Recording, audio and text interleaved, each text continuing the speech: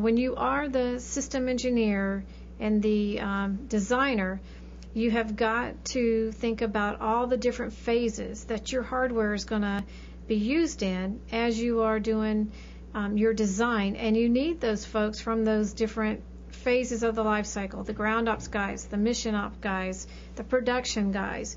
You need all of them with you as part of your team so that they can all give you input and understand the way that you're designing this, that they can actually produce it. They can operate it on the ground. They can operate it during flight, so that you've got a good design. And that's how infusing operability in early makes huge differences later on. It may cost you a little bit up front getting that team in there, but it makes huge gains later on when you're trying to actually go and operate this, past the design phase there. So one of the examples was when they were designing these interfaces, they were designing them to be assembled, but it was what if for some reason we had to disassemble it?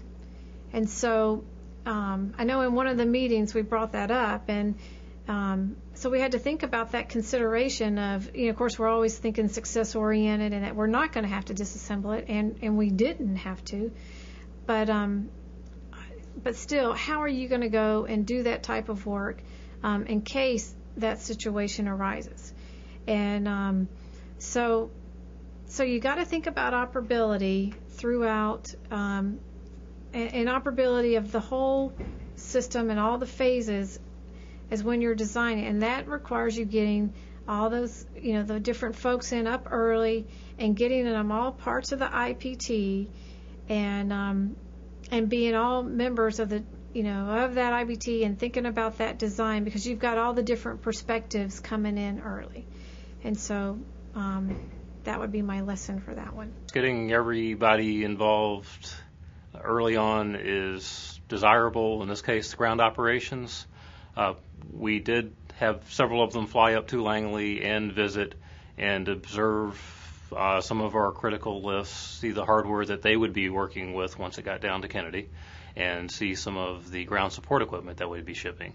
A lot of this helped, some of it was even earlier, was to help us guide how to design and be able to plan the logistics of the use of this. We teamed with Kennedy, and they built this giant lift fixture that they affectionately called the birdcage that was 60 feet tall and fit over the crew module and the LAS, and picked that up along with the service module and the spacecraft adapter.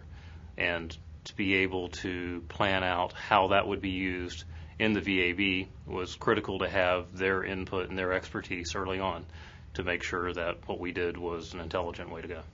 They had intimate knowledge of their facilities and their organizations to know what could and couldn't work. We could design what we thought would work, but having them, the people who actually knew what it was and who would actually be doing the work, was just very worth having them there.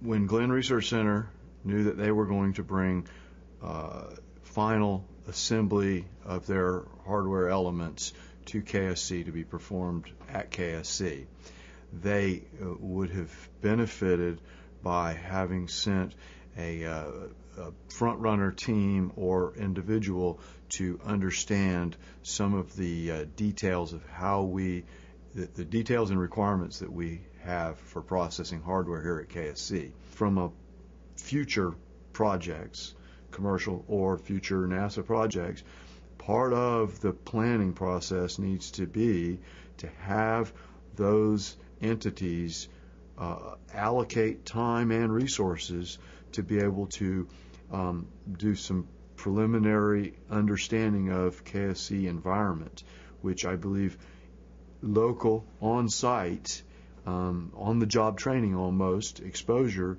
is very, very valuable for that process. So there's value to this in the big picture of, and you say it, especially contractors. I can see the commercial enterprise that they are even further removed culturally from NASA centers that at least have some of the NASA culture for how we do and what we do. Early on in the process, in the design process and the fabrication, we established a relationship with our Kennedy Space Center counterparts to bring them into not only reviewing our design, but establishing a process for checking out procedures, handling procedures, fueling procedures, things like that. And some of this comes through experience of the personnel that were involved as well, where we were able to implement a suggestion. I'll cite an example. Loading hypergolic tanks is a hazardous operation. You would like to do that in a benign environment where personnel are not exposed to hazards, but can actually dry run the procedure in a very relevant environment. So we took a couple of our tanks, a helium tank and a propellant tank, down to KSC, mounted on a dolly, and could actually dry run using water, and of course helium not being hazardous, but using water instead of propellants. And the operators at KSC, at the hypergolic maintenance facility, could actually load the tank using the procedures that they developed and verify all their movements and actions and readings that they were taking during that process. And we did that a year and a half before we ever went down there with the actual roll control module. And they were actually in a partial scape suit environment, if you will. They had the face mask and their scape gloves on, so they had the same tactile and visual sensations that they would have when they were in their personal protection equipment. And they could see where they had difficulty reaching valves or torquing, using torque wrenches or whatever. That was very valuable, so that when we did go down there for the final fueling, it went through very, very easily.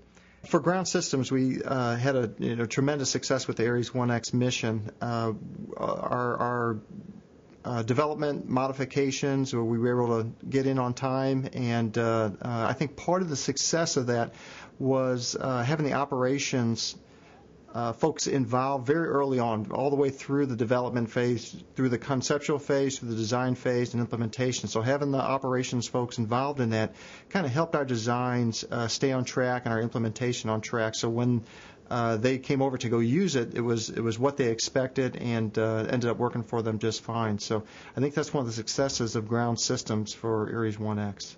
There was what I thought, very tight integration of the personnel between the design center and the operations center.